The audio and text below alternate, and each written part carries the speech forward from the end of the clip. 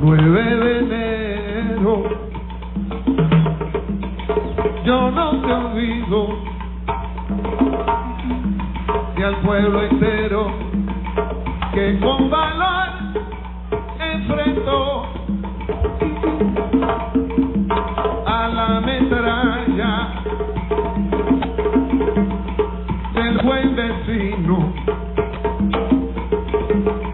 en un momento su promesa olvidó.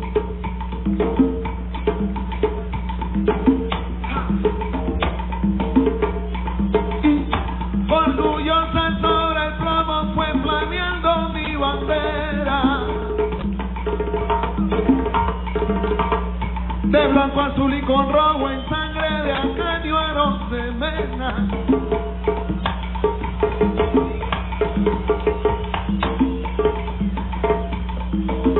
No se te va a olvidar, no se te va a olvidar, señora, le doy mi canto en homenaje sincero a los bravos que se fueron,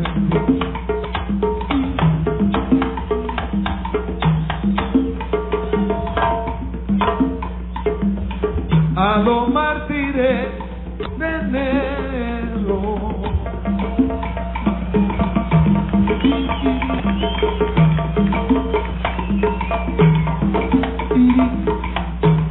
A 9 de enero, sobre plomo mi bandera, sobre el plomo el que es bien buena, 3 colores y 12 estrellitas, mi bandera tan bonita, Instituto Nacional. Este 9 de enero del 2024 se conmemoran 60 años de lo que en Panamá hemos llamado el Día de los Mártires.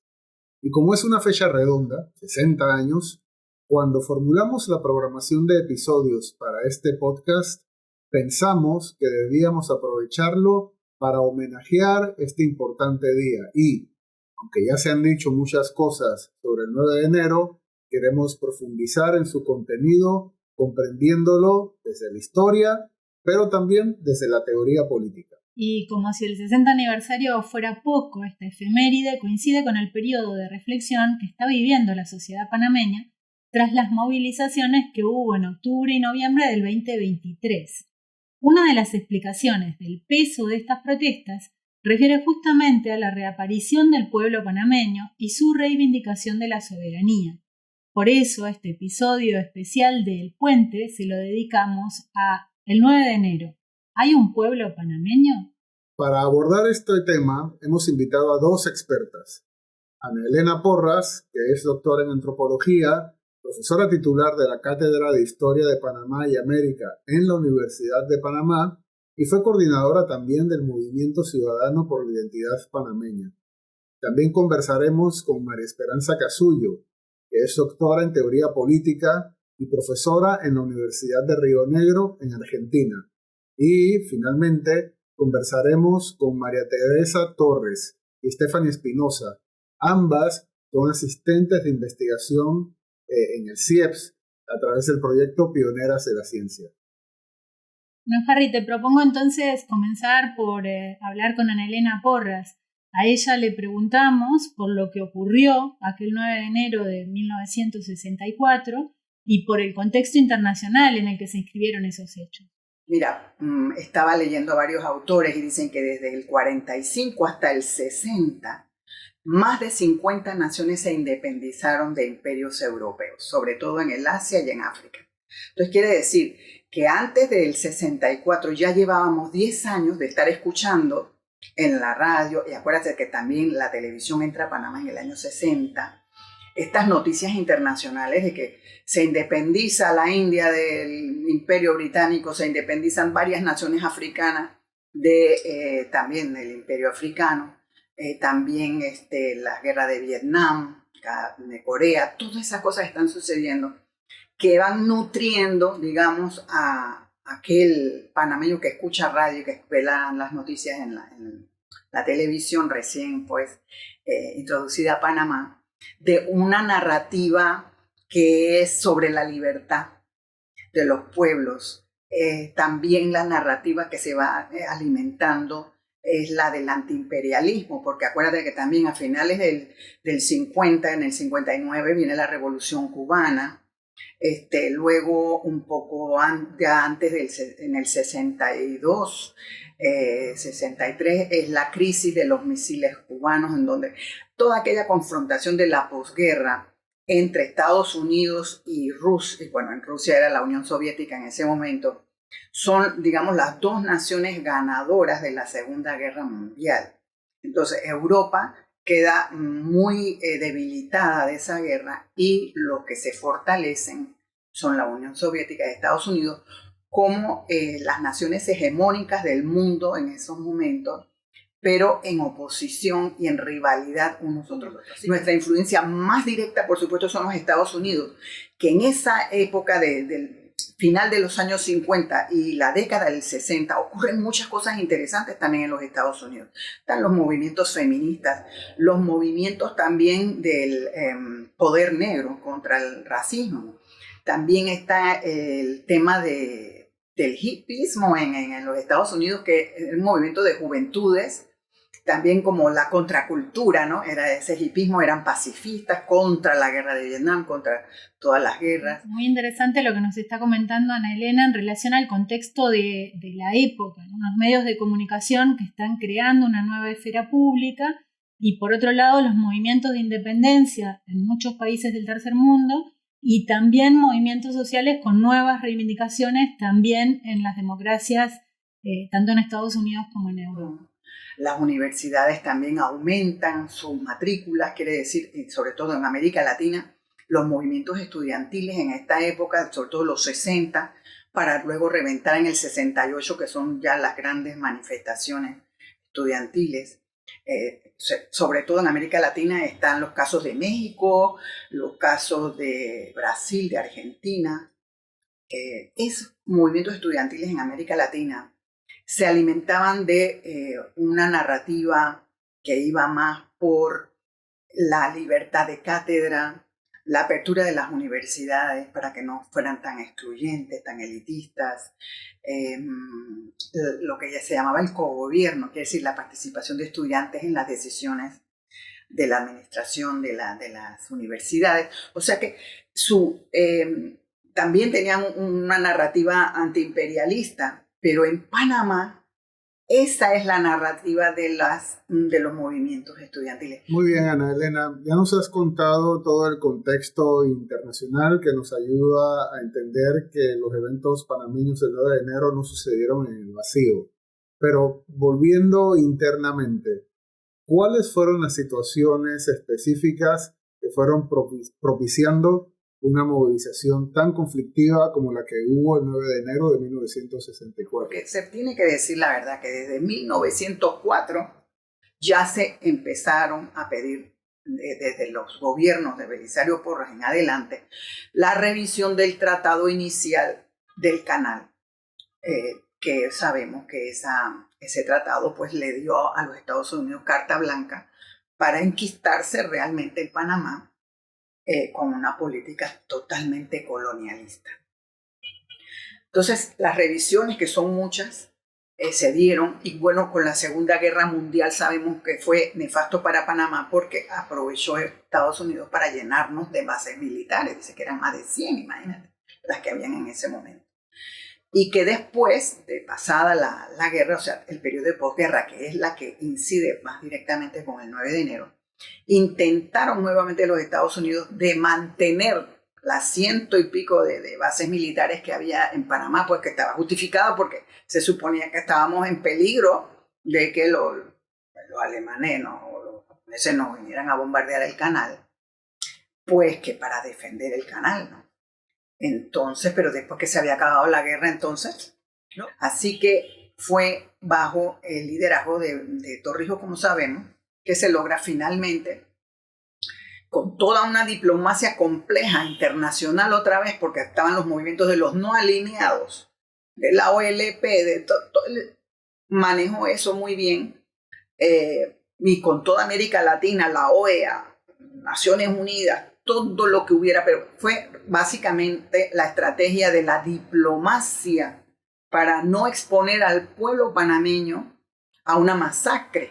Entonces eso fue muy inteligente y eso fue lo que había hecho Chiari el 9 de enero del 64, incluso cuando el pueblo panameño ya estaba siendo atacado por el ejército, que no era la policía de la zona, no, por el ejército de la base militar. Y muchos le reclamaban, porque hasta por radio están grabados, que le pedían a Chiari que por favor, que tenían a toda la policía panameña, la tenían acuartelada, que era pues la Guardia Nacional, porque era armada, ¿no?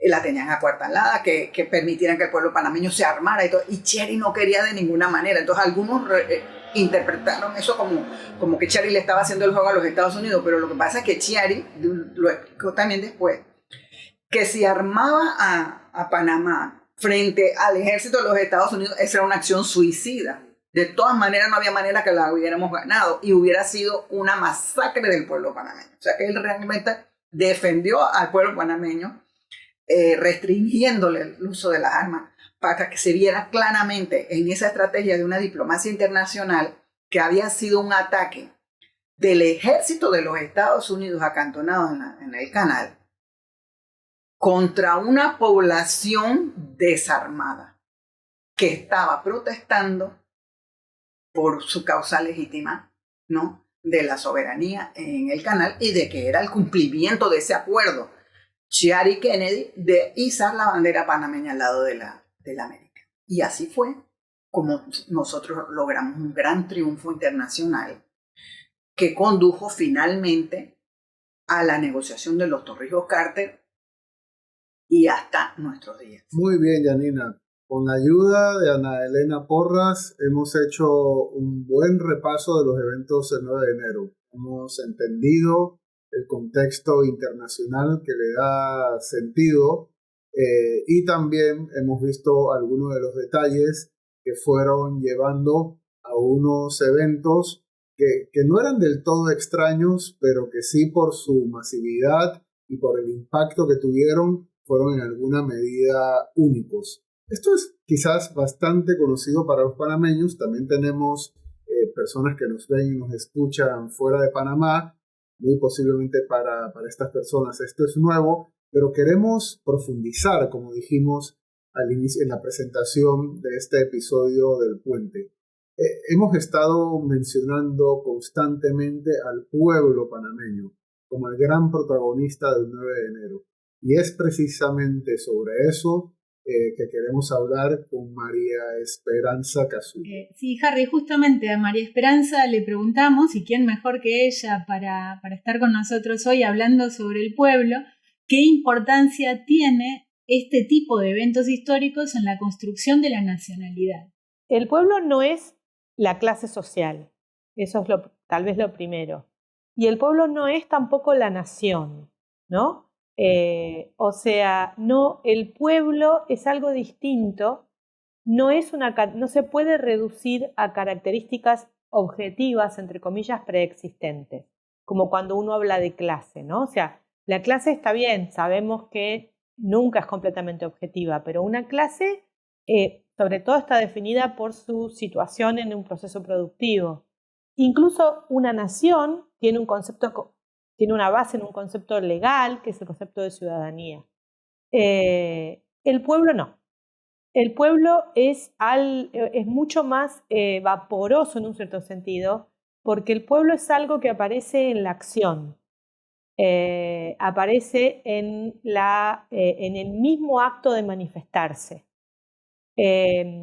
Por eso mismo yo creo que tal vez se nos dificulta un poquito pensar al pueblo, ¿no?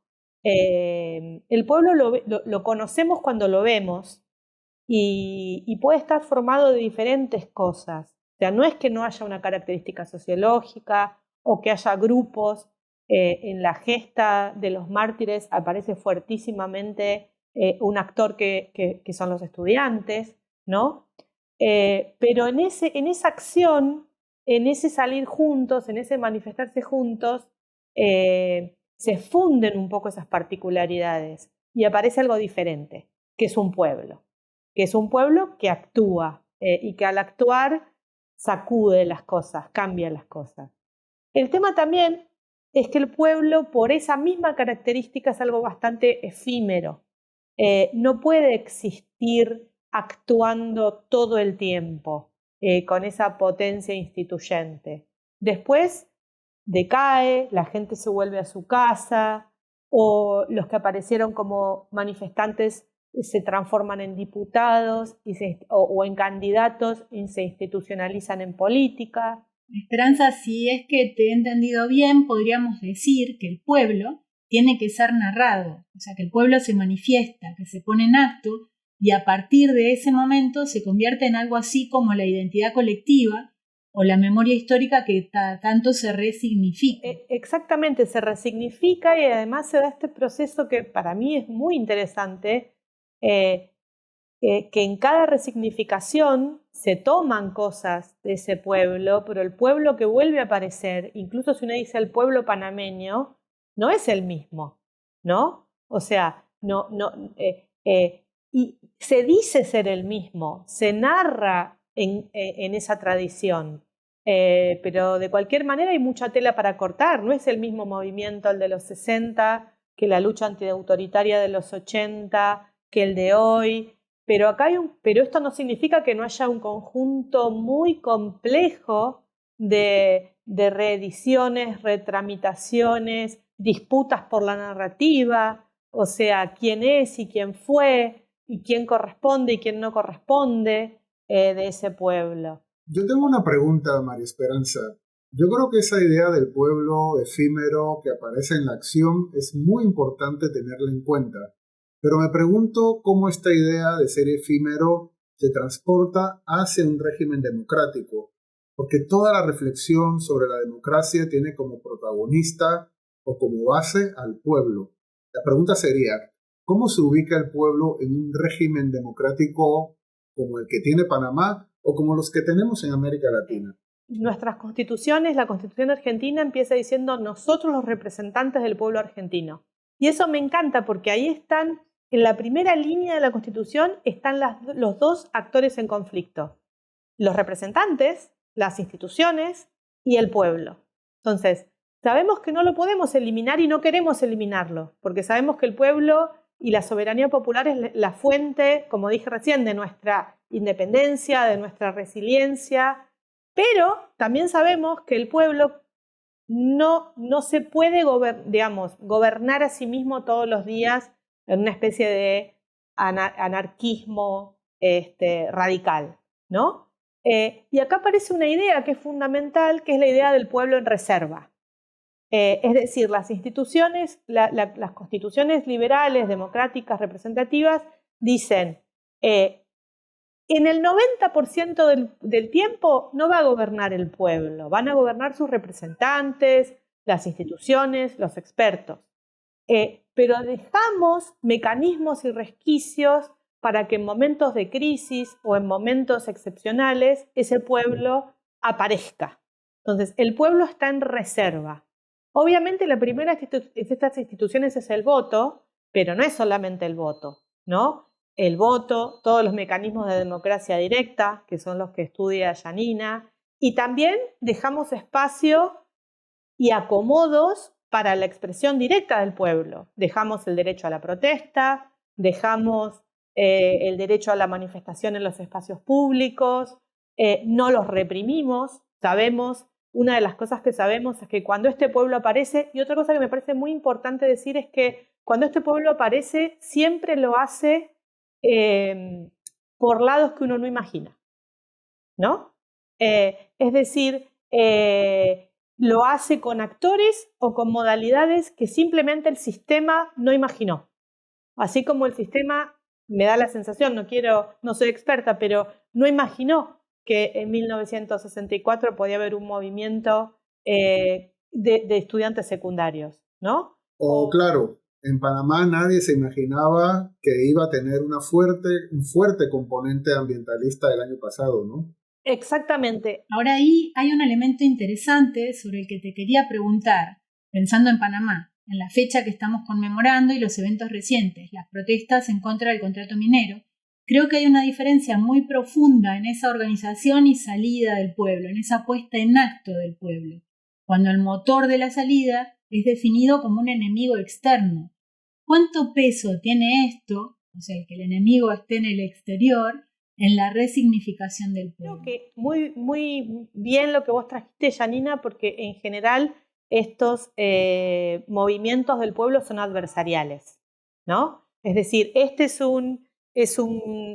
una de las ideas fundamentales de dos pensadores, tal vez de los más antiguos, pensando el problema al pueblo, como Aristóteles y como Maquiavelo, ¿no? Que es la idea de que el pueblo en realidad sale cuando está enojado por algo y expresa su enojo y después se retira en un cierto sentido. O es muy difícil sostener este grado de movilización, ¿no? En el tiempo. Y estos adversarios en general es doble el adversario. Siempre hay un adversario interno y siempre hay una construcción de un adversario externo. ¿Por qué? Porque es fundamental la construcción de una frontera entre pueblo y no pueblo, ¿no? Y acá, incluso en el tema ambientalista, me parece a mí también, esta es mi sensación, hay una construcción de un adversario externo. Aparece la construcción de la minera como algo que es un actor que viene de afuera de este cuerpo político unificado en la acción que es el pueblo. Obviamente que esta unidad en la acción es, como digo, es efímera, es una construcción y no es algo que pueda durar, pero justamente esta construcción adversarial es lo que ayuda a dar cohesión en ese momento de la acción. Esperanza, durante las protestas del año pasado, en octubre y noviembre, introdujimos la hipótesis de que el sujeto que protestaba era aquel sujeto histórico del pueblo panameño por el contenido soberanista que estaba implícito en las protestas.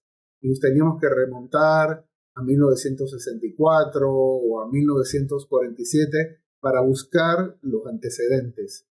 Pero en medio de ese relato había un elefante en la sala, que eran las movilizaciones de finales de los 80 contra el régimen autoritario. Varias personas también acuden a esas movilizaciones para decir que ese era el pueblo panameño, pero el contenido es completamente distinto.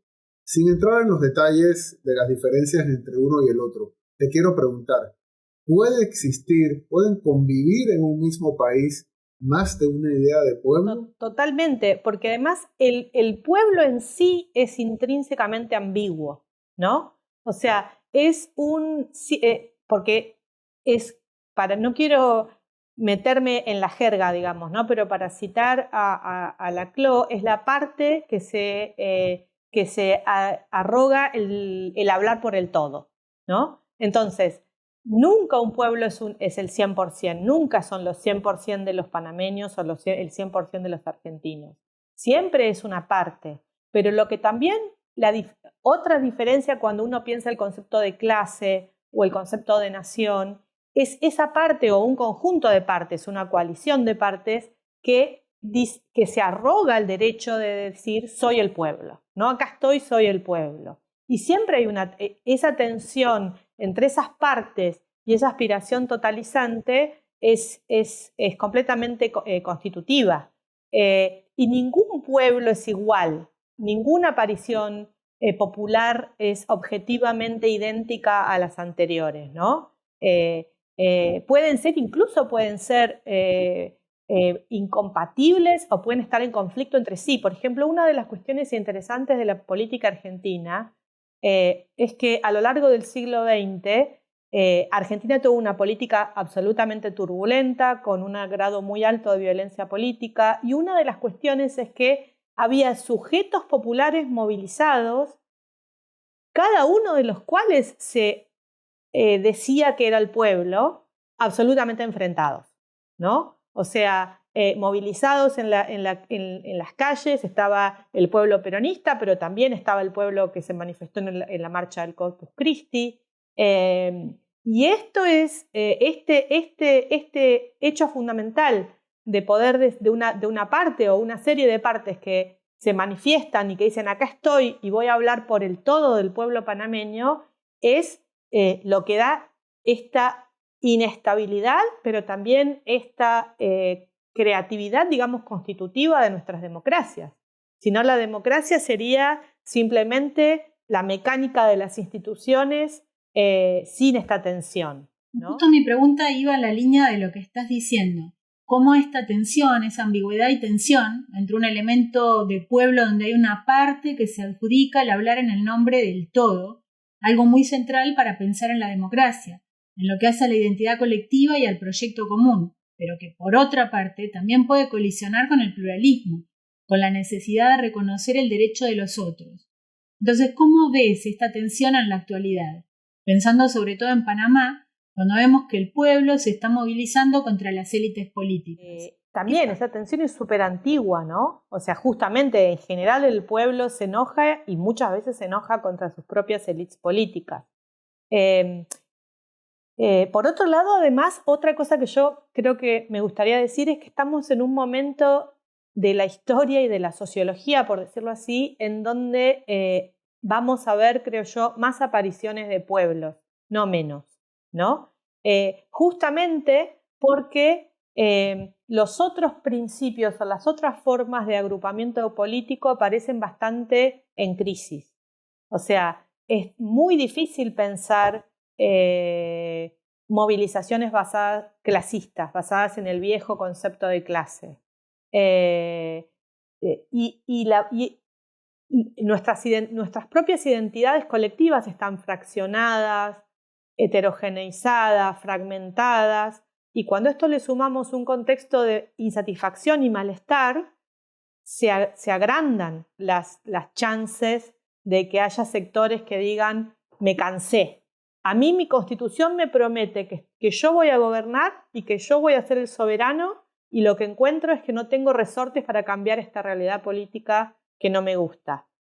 Salgo a las calles, ¿no? O me manifiesto de alguna manera. Me encantaría tener una solución frente a esto. Creo que y además también creo que hay que decir que no todas estas manifestaciones populares son necesariamente virtuosas. O sea, no sucede, digamos, o yo personalmente no tengo una visión más optimista o más autonomista de decir, bueno, el pueblo sale a la calle y lo que pide es siempre virtuoso. No es cierto, algunos de los movimientos más regresivos tuvieron apoyo de este tipo de movimientos populares, ¿no? Muy bien, Janina, seguimos avanzando. Ya hemos profundizado en esa idea del pueblo, tan presente en enero de 1964 y que también estuvo presente en las interpretaciones que se hicieron sobre los eventos de octubre y noviembre del 2023. Hay otro protagonista. El protagonismo de la juventud como parte de ese pueblo en enero de 1964 es evidente, como lo fue también en octubre y noviembre del 2023. Por eso queremos explorar cómo entiende la juventud panameña de hoy, el 9 de enero de 1964. Y como anunciamos al inicio de este episodio, para hacerlo conversaremos con dos futuras cientistas sociales que actualmente trabajan en el CIEPS como asistentes de investigación y pasantes del proyecto Pioneras de la Ciencia. Ellas son María Teresa Torres y Stephanie Espinosa. A ambas les preguntamos sobre su relación con el 9 de enero de 1964 y, en general, cómo es la relación de la juventud panameña actual con esa importante fecha. Bueno, creo que mis primeros recuerdos son de la escuela secundaria. Yo soy de bachiller en ciencias, pero igual teníamos que dar estas materias de historia o historias de las relaciones de Panamá y los Estados Unidos, pero no recuerdo mucho realmente que hayamos abordado este tema. Si acaso en una página del libro era lo mucho que abarcaba y algún debate que se haya generado en torno a eso que alguna profesora haya de alguna manera impulsado, pero de ahí no tengo ningún recuerdo que yo sienta que haya impulsado, haya despertado algo en mí. Pero mi relación con esa fecha siempre estuvo muy ligada a mi tránsito por el Instituto Nacional. Yo fui estudiante ahí del año 2009 al 2014 y desde que tú estás en el colegio, desde que empiezas el colegio, siempre hay un sentido como de hacernos ser parte como de esa historia, ¿no? Se nos inculcó mucho como el tema de la identidad. Cuando estuve en el colegio, los profesores, la misma historia como del colegio, cuando vas al aula máxima, por ejemplo, que estaba la bandera, que fue la que desgarraron el 9 de enero del 64, estaba puesta como como una madera, como con vidrio. Habían como mucha simbología siempre alrededor del colegio y nos recalcaban siempre como la idea de sentirnos orgullosos por ser parte de un colegio que históricamente había sido parte como de sucesos muy importantes, ¿no? Por la soberanía del país. No solo del 9 de enero, sino otros sucesos como por ejemplo la jornada histórica, la Operación Soberanía, el movimiento cívico, todos estos eventos históricos siempre como que formaron parte de ese imaginario del Instituto Nacional. Muy bien. ¿Y cómo evolucionó tu entendimiento de esta fecha una vez saliste de la escuela? Pero una vez que salí del colegio y obviamente entendí otras cosas, entendí otras formas de procesos políticos, seguía teniendo esa identificación, pero ya no desde un lado, digamos, abrazando como un tema patriótico. Y no porque no entendiera lo que significa el tema de la patria o la bandera a nivel de identidad para mucha gente, como una forma de rescatar la memoria histórica, sino porque para mí yo comencé a entender todos estos procesos como sucesos más bien de movimientos populares, ¿no? Mi identificación estaba más ligada, ok, me identifico con esto porque esta gente es parecida a mí, porque esta gente es el pueblo, porque esta gente es la que, ¿sabes? La que viene de mi experiencia parecida, la gente del pueblo, los movimientos populares, ¿sabes? Los estudiantes de barrios. Entonces esa es la identificación como que yo creo con relación a estas fechas. Pero con el tema patriótico como tal, yo ahí ya me comencé como a desentender un poco porque para mí puede ser un poco peligroso el tal vez que peleando un tema de identidad nacional y que abraces el tema de la patria pueda a la vez también dar paso como a prácticas un poco a veces fascistas o un poco que pueden ser incluso como discriminatorias frente a otros grupos, ¿no? Porque entonces viene toda esta narrativa de Panamá para los panameños, de todo por la patria, y yo me pregunto, ¿qué es la patria, no?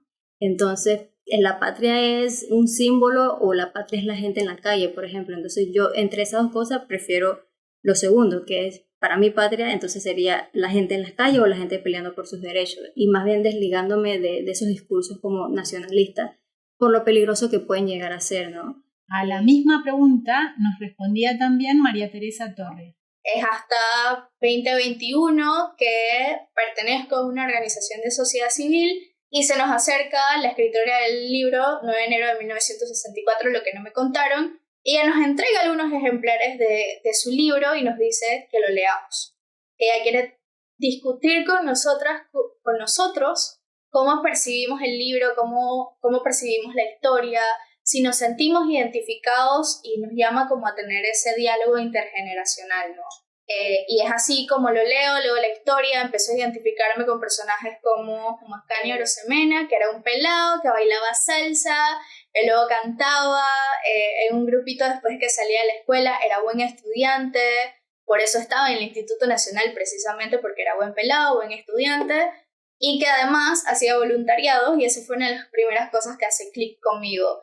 Y cuando empiezo a leer la historia me doy cuenta que precisamente los estudiantes que salen fue primero por organización propia, nadie les dijo que debían salir y nadie les dijo que debían tomar acción, y mucho menos de la forma que lo hicieron, así que fue muy orgánico, y eso habla de la importancia de la organización y de la importancia de la organización dentro de las escuelas, que es algo que ya no existe. La manera de tú poder materializar y ver cómo ese tema de identidad se manifiesta es a través de todas las generaciones que a lo largo del instituto han estado como en movimientos estudiantiles y que han sido partícipes de protestas y manifestaciones que ha caracterizado justamente al instituto, ¿no? Durante todas estas épocas. Hasta recién, creo que fue el último año que yo estuve ahí, el 2014, creo que el siguiente año, 2015, hubo como un cese a todas estas formas de organización estudiantil, y creo que tuvo que ver con todo este tema de Lucy Molinar, el gobierno, las represiones y también el imaginario que se construía a través de las protestas, ¿no? Que se construía a través de qué es lo que significa salir a la calle, ¿no? Muchos estudiantes como que desde esa época acá dejaron como de activamente estar en las calles, entonces ya no ves, por ejemplo, que en el instituto se proteste de la manera que se hacía antes, más bien ha habido como un silenciamiento, y creo que se han implementado como, desde esa época se implementaron medidas como muy disciplinarias como con los estudiantes. Stephanie, ¿tú sentiste alguna relación entre el 9 de enero de 1964 y las protestas recientes contra el contrato minero? Bueno, creo que sí que sí se relaciona de alguna manera, porque muchos de los jóvenes tienen como un sentido todavía como de memoria histórica, ¿no? Y entienden que esos procesos de lucha llevaron pues a resultados muy concretos, y de alguna manera también se ven reflejados, y piensan que si salen a las calles y replican, ¿sabes? Como estas formas de hacer valer como sus derechos, como lo hicieron sus antepasados, como lo hicieron, ¿sabes? En décadas anteriores, van a poder quizás también lograr como algún resultado positivo para el país. Y creo que también en parte porque es como la población que de alguna manera está más sujeta como a la incertidumbre y a la ambigüedad de no saberse qué va a pasar en un futuro, si va a tener una garantía laboral, si va a tener cómo va en todos los ámbitos, en lo laboral, en lo ambiental, en la salud. O sea, es una población que solamente se puede ayudar a sí misma, o sea, porque las generaciones viejas vivieron lo que vivieron,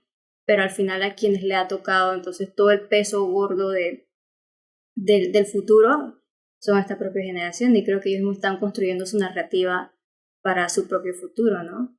¿Y tú, María Teresa, ves alguna vigencia de aquellos eventos del 64 en la actualidad? Yo pienso que la organización del pueblo, la organización colectiva, la organización comunitaria tiene mucho valor y mucho peso, y es para mí el significado de estos dos sucesos, ¿no? Porque es precisamente del esfuerzo colectivo que se puede transformar al país y que se pueden lograr grandes cosas. Porque de nada sirve que tengamos la voluntad de manera individual, pero si no tenemos a gente que nos respalde, y todos como colectivos tratando de dar nuestras ideas y de buscar puntos en comunes para generar soluciones, es ahí cuando realmente se pueden lograr los cambios, ¿no? Y es algo que veo en ambas situaciones y que debiera rescatarse no solo para situaciones críticas, donde tenemos que salir a levantar nuestra voz, sino en todas las cosas, ¿no? Para lograr el país que queremos. Bueno, Harry, vamos llegando al final y creo que tenemos mucho para pensar sobre lo que pasó hace 60 años y su vigencia actual. Anda, compárteme tus primeras reflexiones. Sí, Janina, mira, yo creo que hemos tenido la suerte de que se nos han juntado un par de casualidades.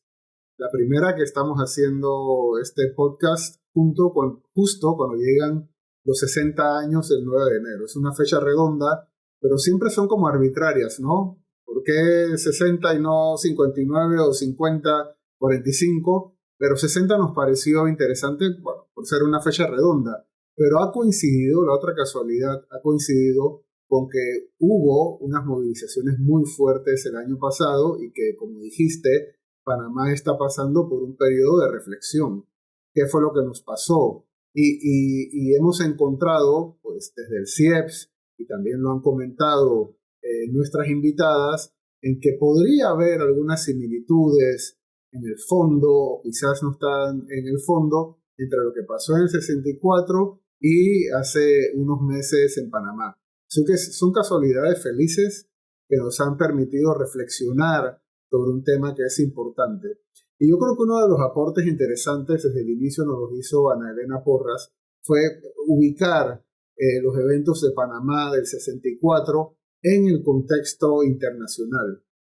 Muchas veces, no le sucede solamente a los panameños, Normalmente creemos que las cosas que nos pasan, incluyendo las fechas importantes, son solamente nuestras, nos pasaron solamente a nosotros, pero no, pertenecemos a un contexto y entenderlo nos ayuda a entendernos mejor mirándonos en ese contexto.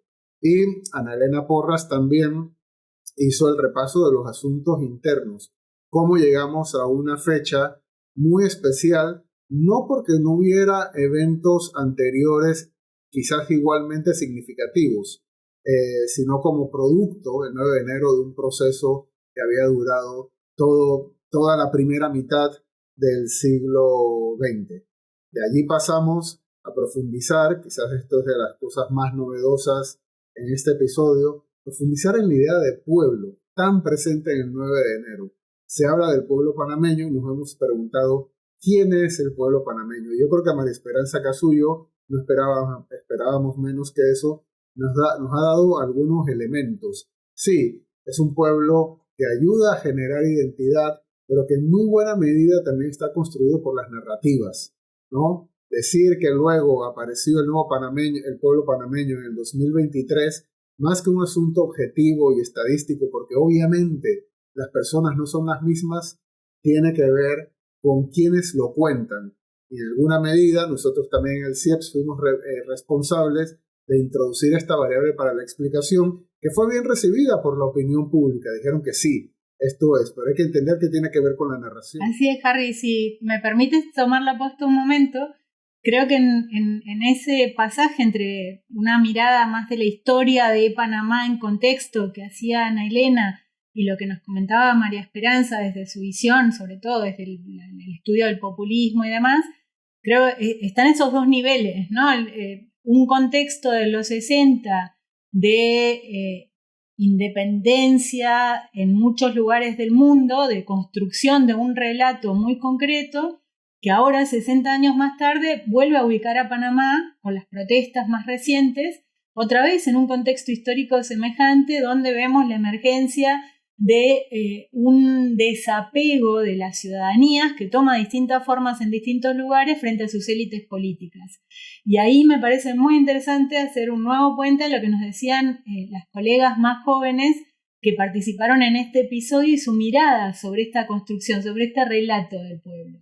Sí, totalmente. Y mira que cuando armábamos el podcast, lo recordarás, estábamos centrados en la idea de pueblo, pero también ha estado en el ambiente de todo lo que hemos hablado sobre la juventud, que le pone cara a ese pueblo panameño de 1964 y que en muy buena medida lo hizo también en el 2003. Y nos preguntábamos si el cambio es de los jóvenes, de las jóvenes.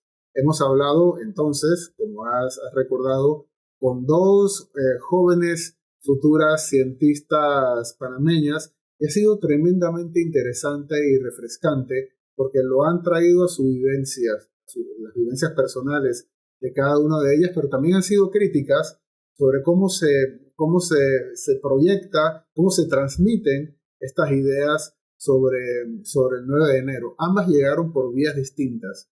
Una por la educación formal, no con todos los profesores, sino con algunos profesores lúcidos y sensibles al respecto, y otra a través del activismo. Yo creo que eso da también para reflexionar, no solamente sobre la formación que le estamos dando a nuestra juventud, sino cómo se mueven los hechos históricos, cómo transitan en este caso de un siglo hacia el otro.